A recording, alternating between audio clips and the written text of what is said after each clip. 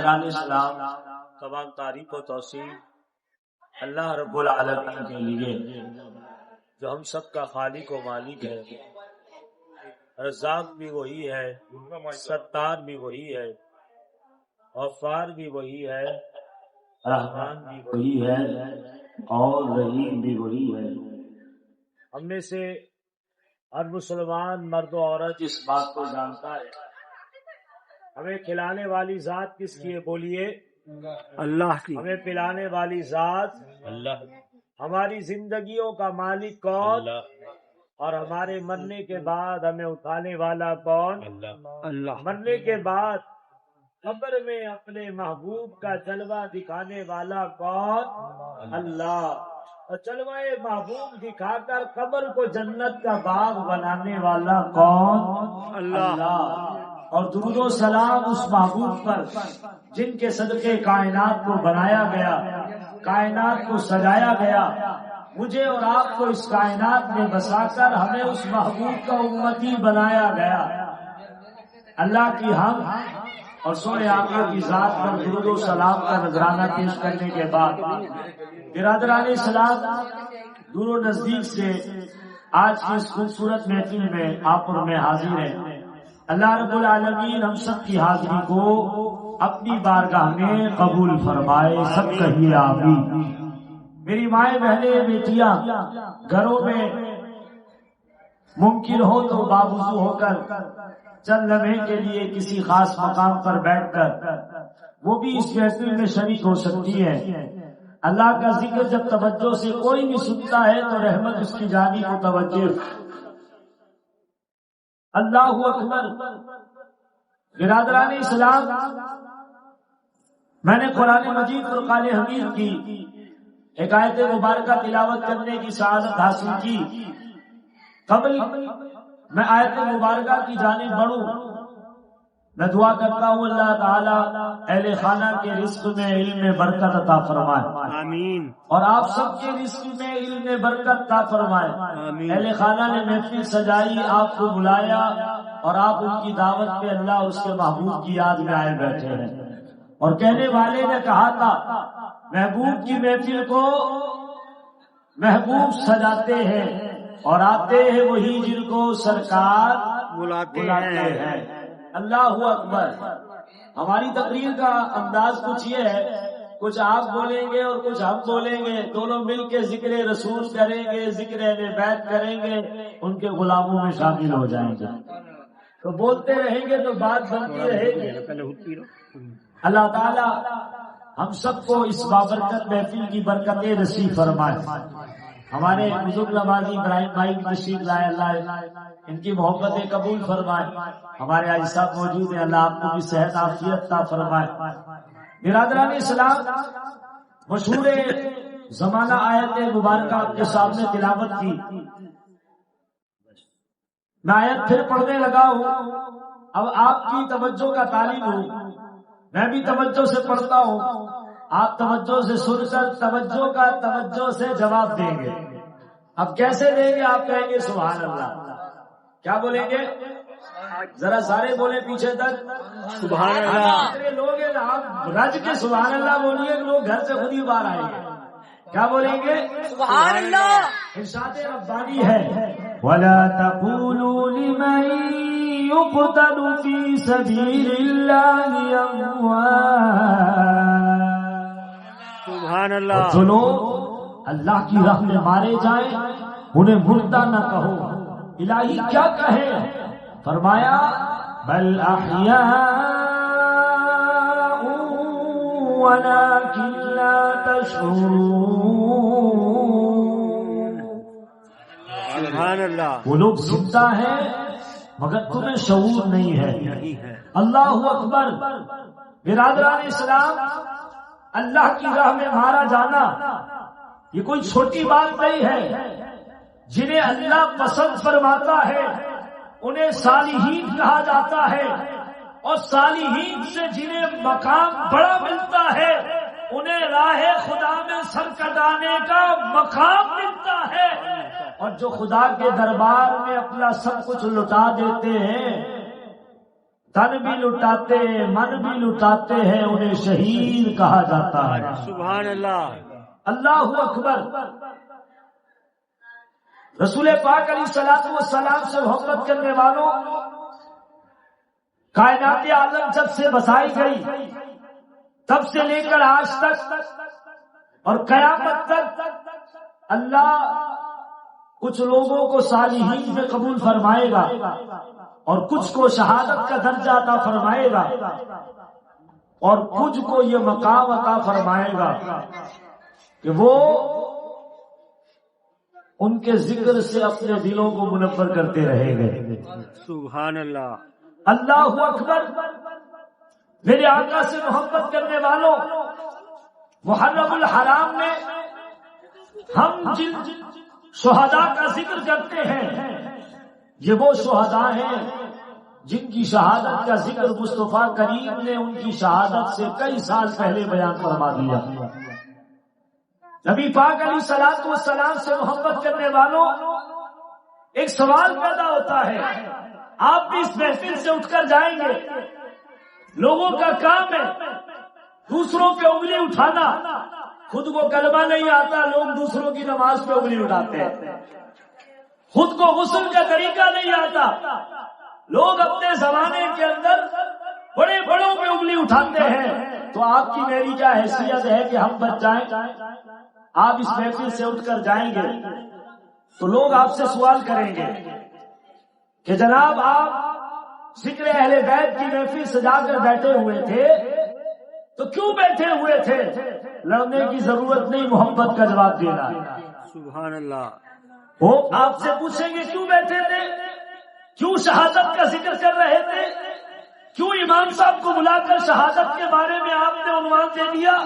اللہ اکبر۔ دوستوں، بزرگوں، نوجوانوں، پردہ نشین ماؤں، بہنوں، بیٹیوں، ایک ہی جواب دینا، جن شہیدوں کا ذکر کر رہے تھے یہ خون مصطفیٰ ہے، سبحان اللہ، اور خون مصطفیٰ سے پیار کرنا ہمارا ایمان ہے، ایمان ہے، سبحان اللہ، ان سے پیار کرنا ہمارے دین کا حصہ ہے۔ اسی لیے کسی کہنے والے نے کہا جان ہے تو جہان ہے، وہ جو نہ تھے تو کچھ نہ تھا، اور وہ جو نہ ہو تو کچھ نہ ہو، جان ہے وہ جہان کی، جان ہے تو جہان ہے۔ اللہ اکبر۔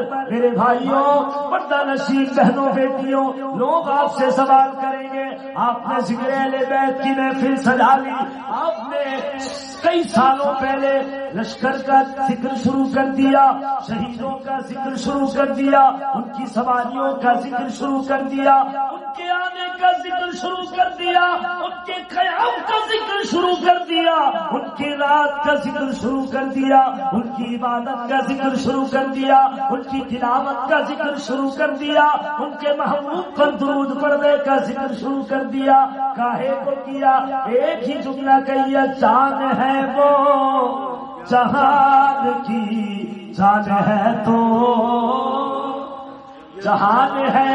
فرمایا جن سے ہم محبت کا اظہار کر رہے تھے، جن کی شہادت کا ذکر ہم کر رہے تھے، یہ جان مصطفیٰ کی جان ہے، سبحان اللہ، جان مصطفیٰ کی جان۔ حضور نے فرمایا الحسن والحسین سیدا شباب اہل الجنہ، فرمایا حسن حسین جنتیوں کے سردار ہیں اور ہم ان کے غلام ہیں۔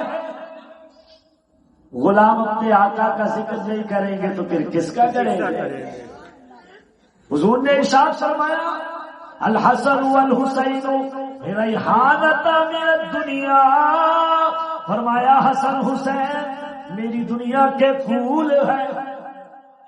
آپ بازاروں میں جاتے ہیں، پھول کی دکان سے پھول لے کر بڑے خوبصورت انداز سے سونگتے ہیں، اور میرے مصطفیٰ حسن حسین کو سونگتے ہیں، کیونکہ یہ حضور کے پھول ہیں، یہ جانے کائنات کے پھول ہیں۔ ان کا ذکر کرنے سے مصطفیٰ خوش ہوتے ہیں، مصطفیٰ کو خوش کرنے سے خدا خوش ہوتا ہے۔ جان ہے وہ جہان کی، کہیے جان ہے وہ جہان کی، جان ہے تو جہان ہے۔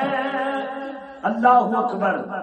ہم یہ ذکر کیوں کر رہے ہیں؟ جواب یاد رہے گا انشاءاللہ انشاءاللہ کہ امام علی مقام امام حسین رضی اللہ تعالیٰ عنہ مصطفیٰ کی جان ہے، اور ان کا ذکر کرنا حضور کو خوش کرنے کے برابر ہے، اور حضور کو خوش کرنا رب کی رضا ہے۔ رضا ہے، سبحان اللہ۔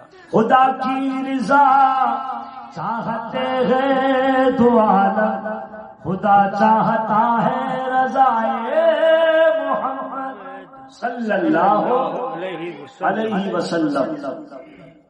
میرے آقا سے محبت کرنے والوں، امام حسین رضی اللہ تعالیٰ وہ عظیم ہستی ہیں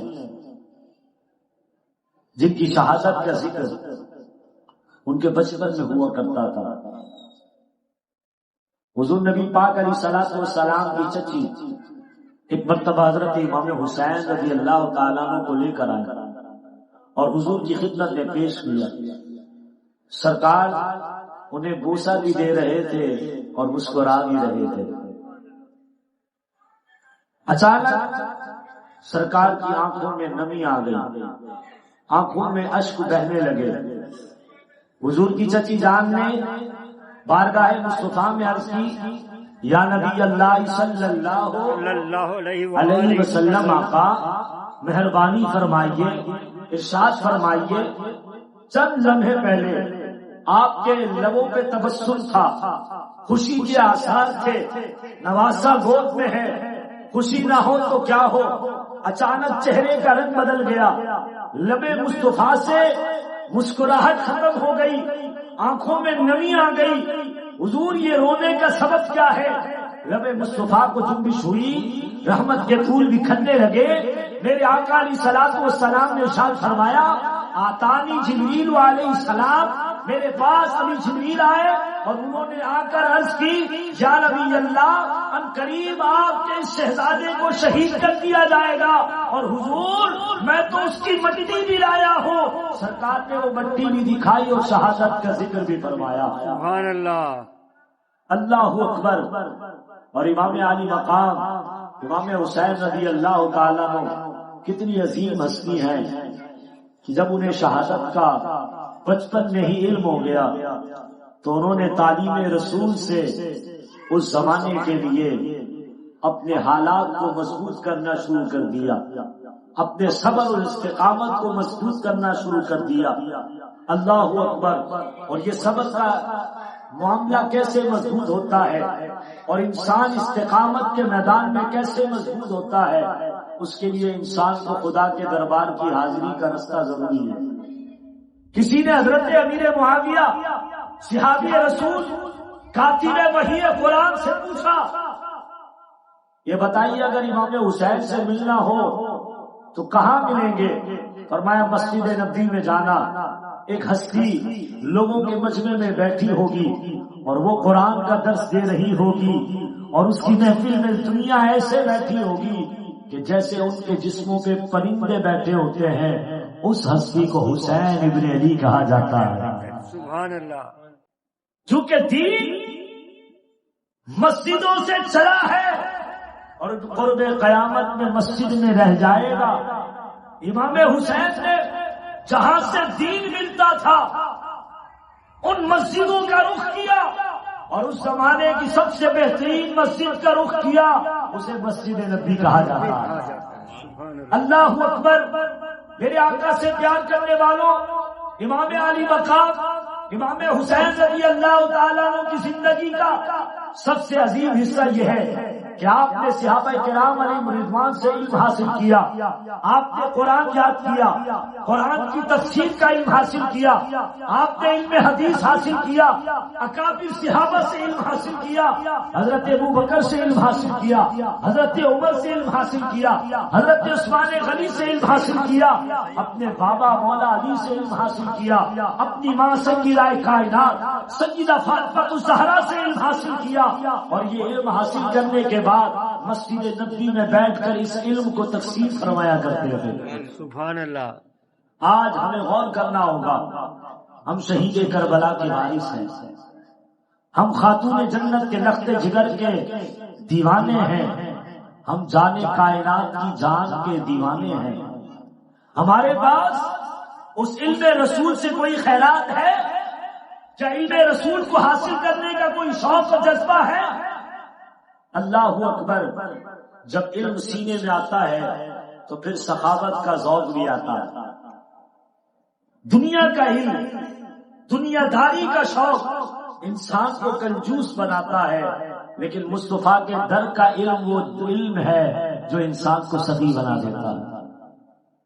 اللہ اکبر. امام علی مقام مسجد نبوی شریف میں نماز پڑھنے کے لیے کھڑے ہوئے، اور نماز بھی نفلی نماز تھی. کون سی نماز؟ ذرا سب بولے.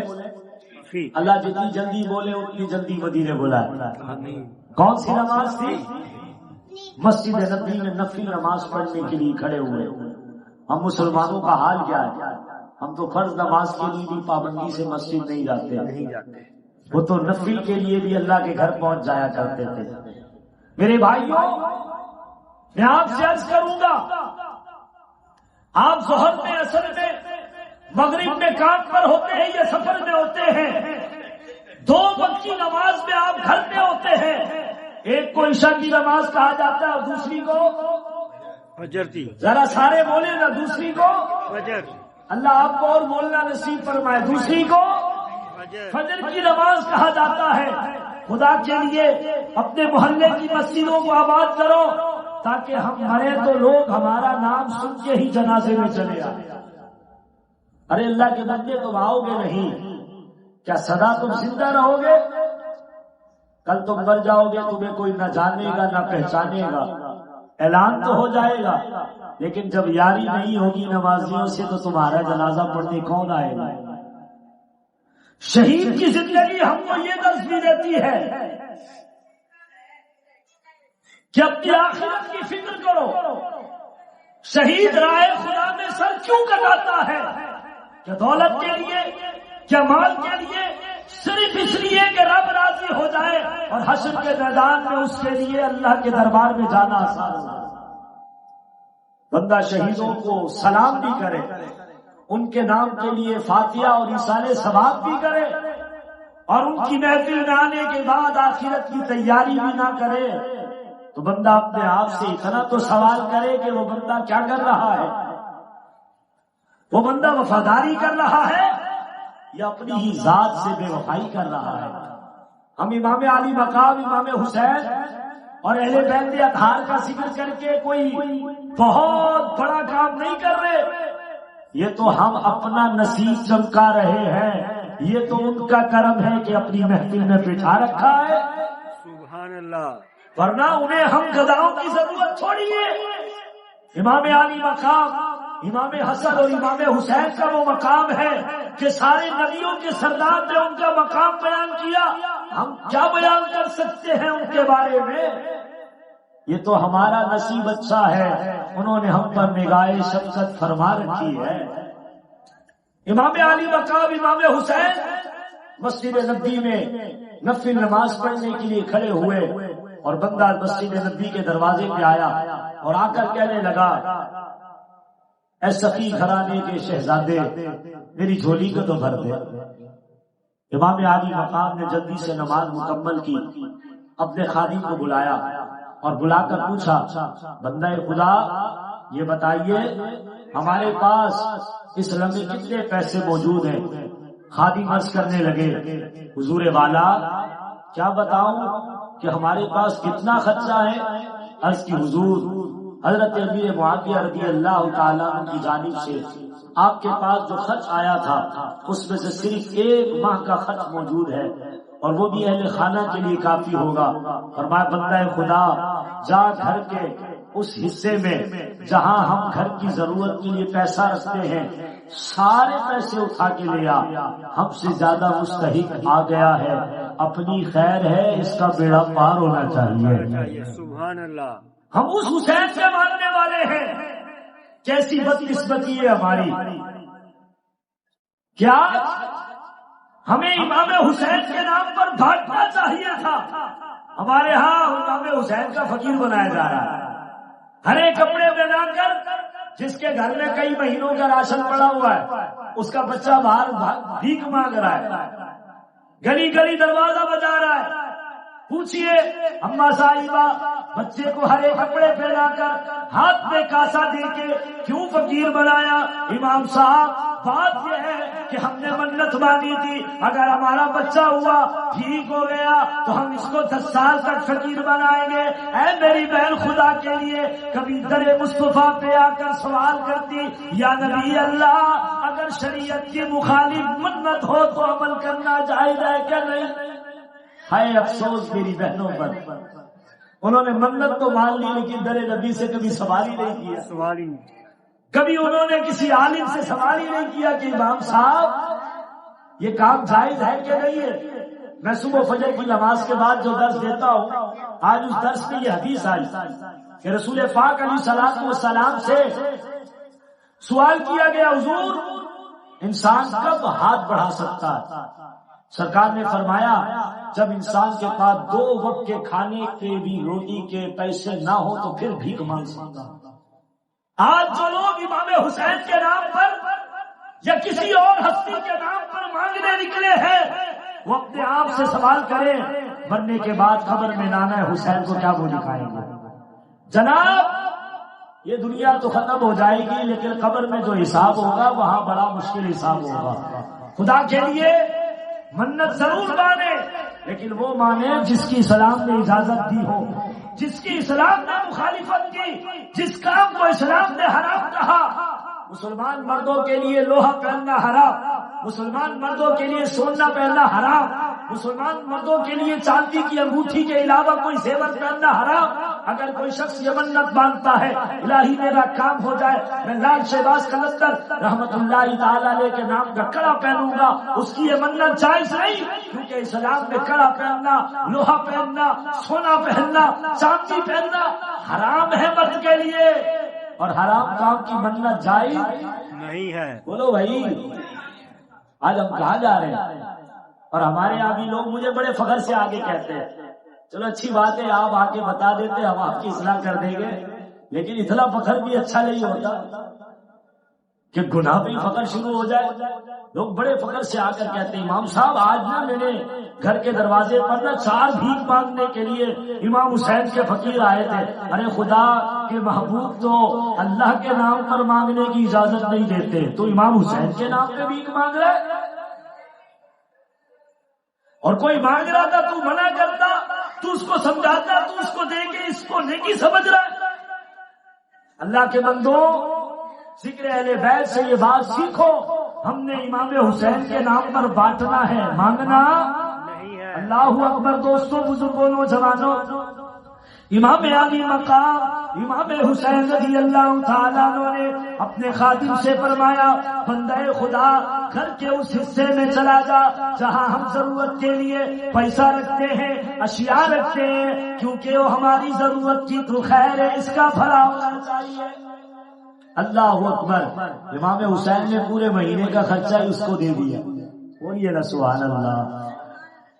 آپ بولیں گے امام صاحب بڑا مشکل کام بول رہے ہیں، میں آپ کو پورے مہینے کا خرچہ خدا کی راہ میں صدقہ کرنے کی کبھی بھی بات نہیں کروں گا، میں یہ ضرور کہوں گا اگر اللہ نے 100 روپے دیے ہیں تو 10 روپے دے کر دیکھیے مال میں برکت ہوتی ہے کہ نہیں ہوتی ہے۔ انشاءاللہ آپ اپنے ارد گرد کے مسلمان بھائیوں پہ خرچ کر کے دیکھیے، اپنے رشتہ داروں کی مدد کر کے دیکھیے، جتنا امام حسین نے لوگوں کی مدد کی ہے اتنی کسی اور نے کبھی نہیں کی ہے۔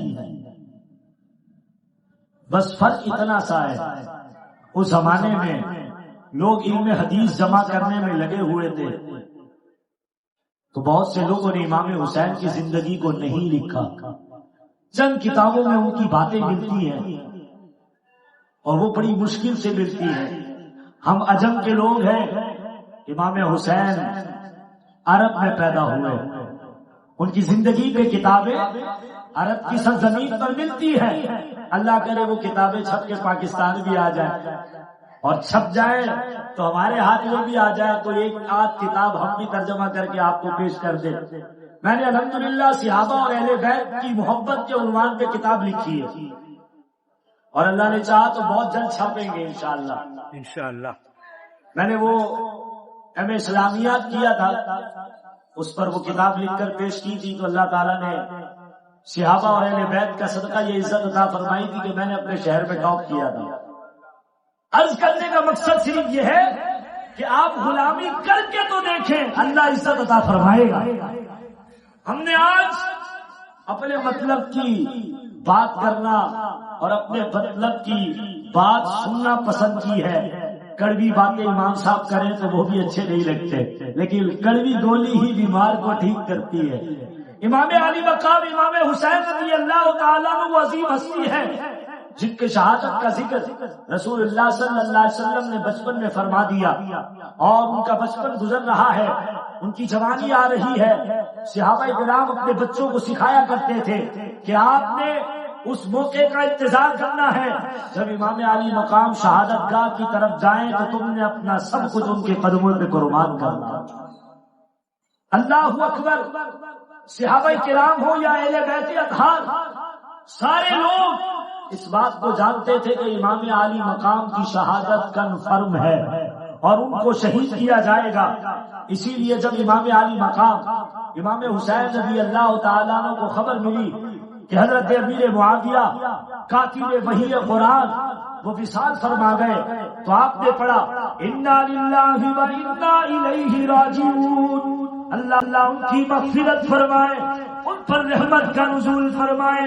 آپ نے گورنر مدینہ سے کہا حضرات آپ نے یہ کیا کیا، ہم کو یہاں طرح بلا لیا، آپ پورے شہر مدینہ کو بلائیے پھر ہم بھی اپنی رائے عطا فرمائیں گے.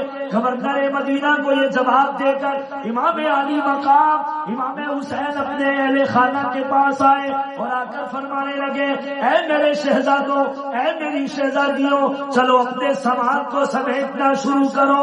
ہم نے شہر مصطفیٰ میں خون خرابہ پسند نہیں کرنا، ہم نے اس شہر کو چھوڑ دینا ہے، مکے کی جانب سفر کرنا ہے. اللہ اکبر. میرے آقا سے محبت کرنے والوں، میرے آقا سے پیار کرنے والوں، جو چیز یقینی ہوتی ہے اس کے لیے اسباب بھی پیدا ہو جاتے ہیں. اللہ اکبر. اسباب پیدا ہو گئے. امام علی مقام امام حسین رضی اللہ تعالیٰ عنہ نے مدینہ چھوڑا، مکے کی سرزمین پر آئے. وہاں سے آپ حضرت مسلم بن عقیل رضی اللہ تعالیٰ عنہ کو آپ نے کوفے بھیجا، فرمایا ادھر کے حالات کی خبر بھیجیے گا پھر ہم بھی وہاں چلے آئیں گے. اللہ اکبر. یہ تفصیل انشاءاللہ ہم کل رات مسجد میں ذکر اہل بیت کی محفل سجے گی تو انشاءاللہ آپ وہاں تشریف لائیے گا، وہاں سنائیں گے، تشریف لائیں گے انشاءاللہ. میں نعمان بھائی کاشف بھائی کا شکریہ ادا کروں گا، آپ نے ہمیں موقع دیا. اب ان کے تبسم سے میں سب کو دعوت دیتا ہوں کہ آپ کل مسجد آئیے گا. آج آپ کے پاس ہم آئے ہیں، کل آپ مسجد آئیے گا، پھر انشاءاللہ یہ ذکر آپ کو سنائیں گے کیونکہ میں محفل کو سمیٹنے لگا ہوں اور انشاءاللہ بہت جلد حضرت قبلہ حضرت علامہ مولانا آصف نورانی اطال اللہ عمرہ جلوہ گر ہونے والے ہیں. ہمارے محترم برادر محترم ثنا خان بھی تشریف لا چکے ہیں اور وہ بھی نعت شریف پیش کریں گے. اللہ تعالیٰ ہم سب کی اس حاضری کو قبول فرمائے. میں اس بات کو شہادت کی طرف لاتے ہوئے سمیٹ رہا ہوں. حضرت مسلم بن عقیل کوفے میں آئے، ہزاروں لوگوں نے ان کے ہاتھ پر بیعت کی. وہ جب آئے تھے تو چند لوگ ان کے پیچھے اس وقت نماز پڑھتے تھے اور پھر چند ہی دنوں میں ہزاروں لوگ ان کے پیچھے کوفے کی جامع مسجد میں نماز پڑھتے تھے. اور آپ نے ان حالات کو دیکھتے ہوئے یہ خط لکھ دیا اے میرے امام، آپ کو جس طرح لوگوں نے خط لکھ کر انوائٹ کیا تھا، دعوت پیش کی تھی، لوگوں کے حالات اپنے اعتبار سے بالکل درست ہیں یا اپنے جذبات کے اعتبار سے بہترین لوگ ہیں، آپ کوفے کی زمین پہ آ سکتے ہیں یا آپ کا ساتھ دیں گے. اللہ اکبر. یہ خط لے کر قاسم وہاں سے چلا، حرم مکہ پہنچا. جس دن امام علی مقام امام حسین کو یہ خط ملا اور آپ نے صبر کرنا تھا، اسی دن حضرت مسلم بن عقیل کو شہید کر دیا گیا. اور آپ شہید ہوتے وقت یہ حضرت پیش کر رہے تھے، کاش کوئی امام عالی مقام کو میری خبر پہنچا دے کہ امام لوگوں کے حالات بدل گئے۔ اللہ اکبر، وہ کہنے والے نے کیا خوب کہا تھا، لعنت اللہ علیکم اے دشمنان اہل بیت، لعنت اللہ علیکم اے دشمنان اہل بیت، تم کو مجدہ دار کا اے دشمنان اہل بیت، لعنت اللہ علیکم اے دشمنان اہل بیت۔ اللہ اکبر، اسلام کے اس دشمن نے جس نے حضرت مسلم بن عقیل کو شہید کیا، اسی نے امام حسین کا رستہ روکنے کے لیے اپنی فوج کو لگا دیا کہ امام علی مقام امام حسین آئے تو انہیں مجبور کرو، یا تو یزید کی بیعت کریں یا پھر ہم سے جنگ کریں۔ نعرہ تکبیر، نعرہ رسالت، علماء اہل سنت، خطیب اہل سنت، استاذ العلماء، مقرر شیریں بیان، فصیح اللسان حضرت علامہ مولانا مفتی عاصم نورانی اطال اللہ عمرہ جلوہ گر ہوئے، اپنی جانب سے اہل خانہ کی جانب سے دل کی عطا گہرائیوں سے حضرت قبلہ کو آج کی اس خوبصورت محفل میں خوش آمدید عرض کرتا ہوں۔ اللہ آپ کا سایہ ہم پر اور اہل سنت پر دیر تک قائم و دائم فرمائے۔ میں اپنی بات کو چند لمحوں میں سمیٹنے لگا ہوں۔ امام علی مقام امام حسین رضی اللہ تعالیٰ عنہ کا راستہ انہی دشمنوں نے روکا جنہوں نے حضرت مسلم بن عقیل کو شہید کیا، اور پھر امام حسین رضی اللہ تعالیٰ عنہ جب پہنچے اور کربلا کا میدان آیا اور آپ نے کربلا کے میدان میں پڑاؤ فرمایا، تو آپ نے اس میدان کے اندر رات کی تنہائی میں اپنے ساتھیوں سے فرمایا، بندہ خدا، لوگ میرے خون کے پیاسے ہیں، تم رات کے اندھیرے میں کہیں چلے جاؤ، لوگ تمہیں کچھ نہیں کہیں گے، اور میں بھی اپنے آقا سے تمہاری شکایت نہیں کروں گا۔ آپ نے دیے بجھا دیے، لیکن چند لمحوں بعد جب دیوں کو جلایا گیا، کیا دیکھا؟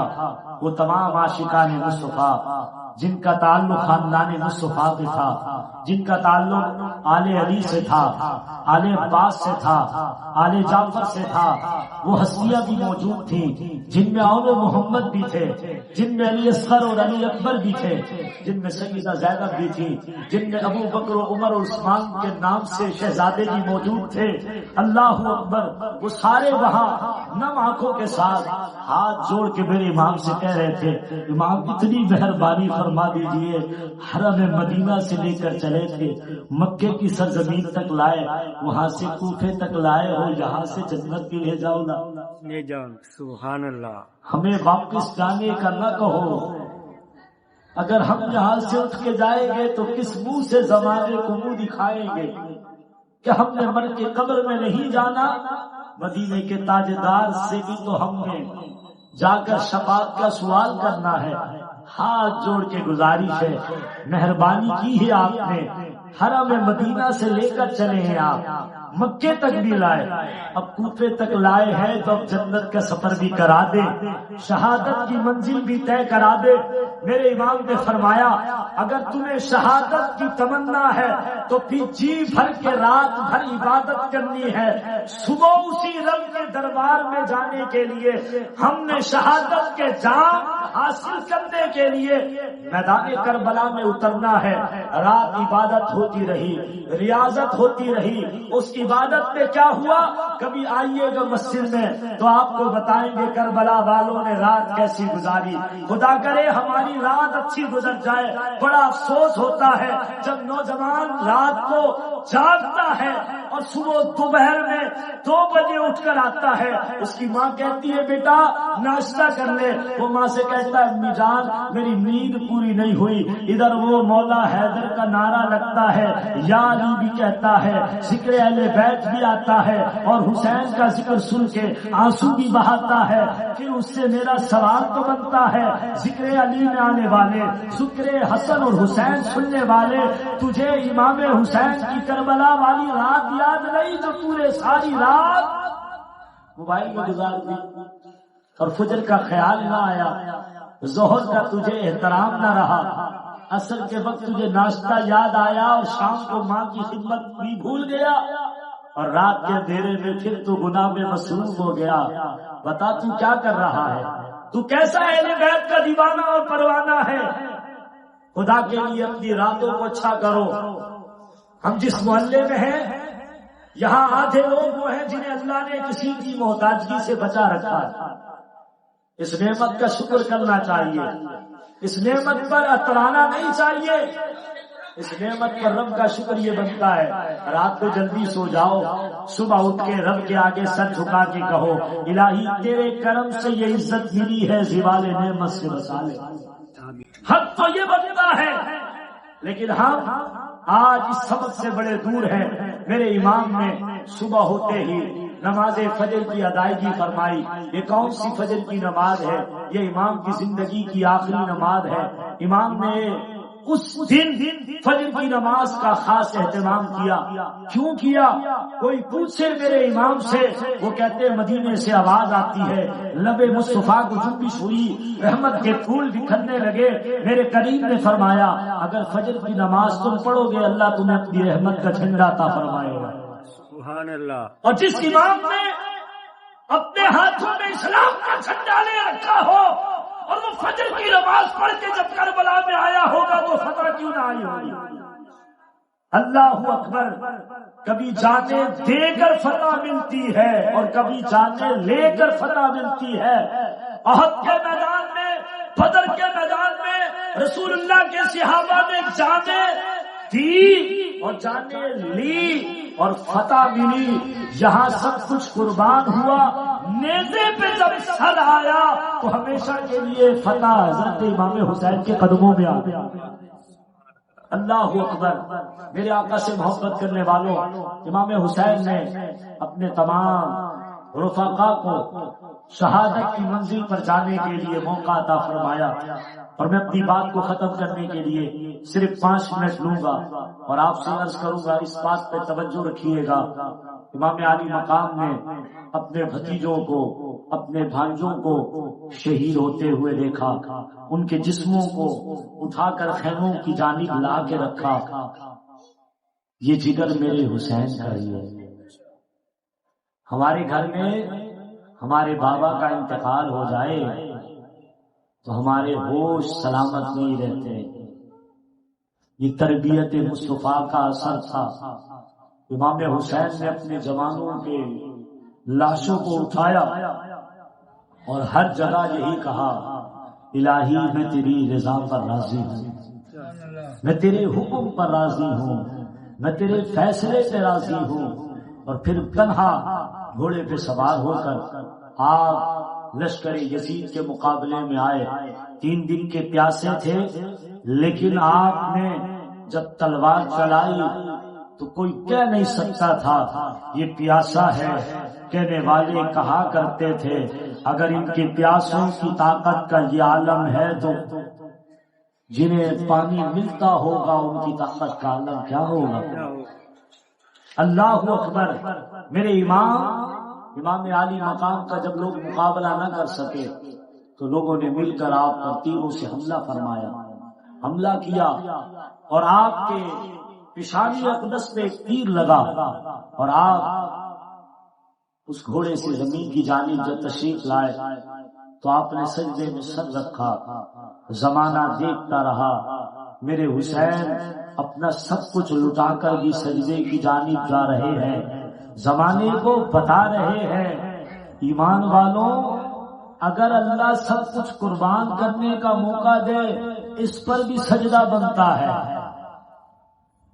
اور اگر اللہ سب کچھ دے اس پر بھی سجدہ بنتا ہے۔ اللہ اکبر۔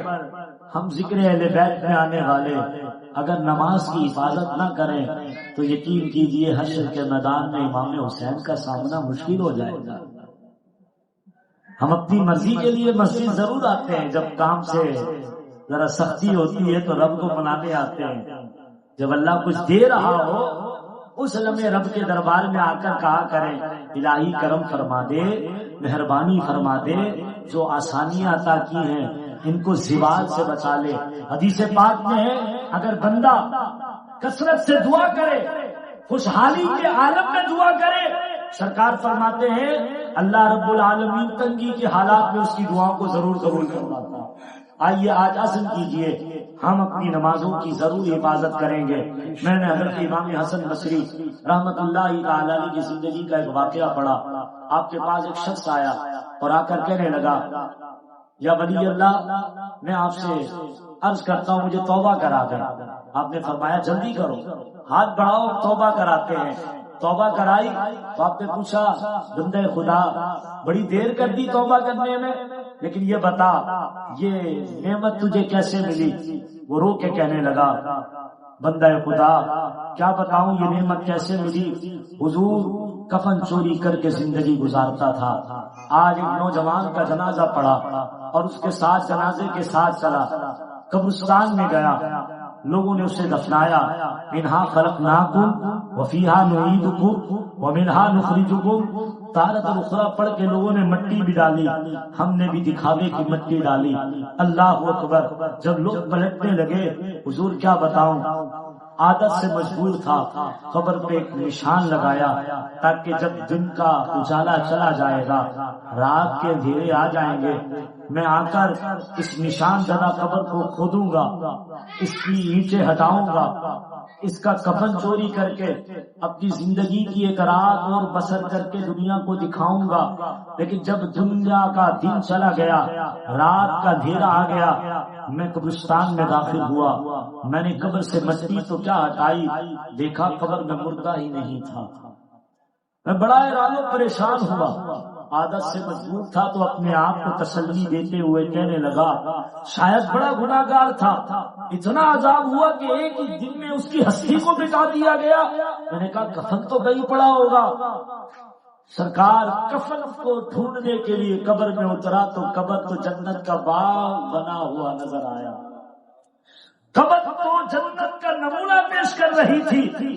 میں ذرا تو قدم چلا، ایک تخت پر ایک جوان بیٹھا تھا، میں نے اس سے سوال کیا بندہ خدا تجھے یہ مقام کیسے ملا؟ وہ مسکرا کر کہنے لگا جوانی میں کسی اللہ والے نے توبہ کرائی تھی اور کہا تھا نماز نہیں چھوڑنا، کیونکہ رب کے قریب ہونے کا یہ طریقہ نماز ہے۔ میں نے نماز کی حفاظت کی، حضور والا رب نے مجھے قیامت سے پہلے سرکار کے قدموں کا صدقہ اسی قبر کو جنت کا باغ بنا دیا ہے۔ میرے دوستوں اس نماز کی حفاظت کریں۔ خوش قسمت ہیں آپ وہ لوگ جو آپ الدین مسجد کے قریب رہتے ہیں۔ میں فرسٹ ایئر میں پڑھا کرتا تھا اور ایک دوست کے ساتھ شام کو کوچنگ لیا کرتا تھا، تو ہم میڈیکل کے اسٹوڈنٹ تھے، تو میں ایک دوست کے ساتھ بیٹھ کر پڑھتا تھا۔ تو مجھے ایک دوست نے ایک دن کہا کہ راشد بھائی آپ سے ایک سوال کرنا ہے۔ میں نے کہا پوچھئے کیا کرنا ہے؟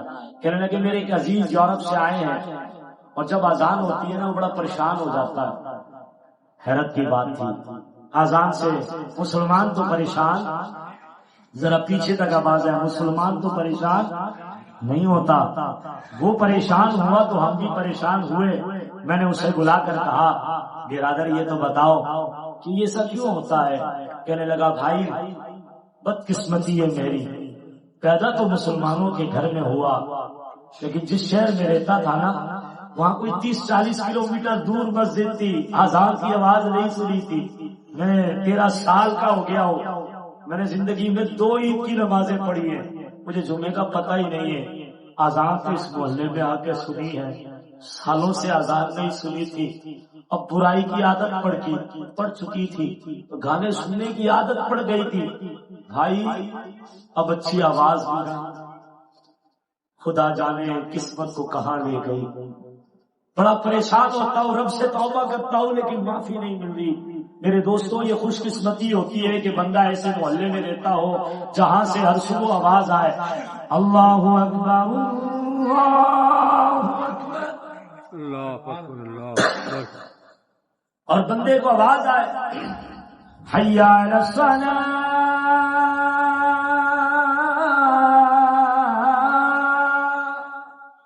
یہ خوش قسمتی ہوتی ہے کہ یہ آواز کے کانوں میں پڑتی ہو، کیونکہ یہ آواز بندے کو نماز کی طرف بلاتی ہے، اور نماز میرے آقا کی آنکھوں کی ٹھنڈک ہے، اور میرے حسین نے جاتے ہوئے بھی اس نماز کا خیال فرمایا۔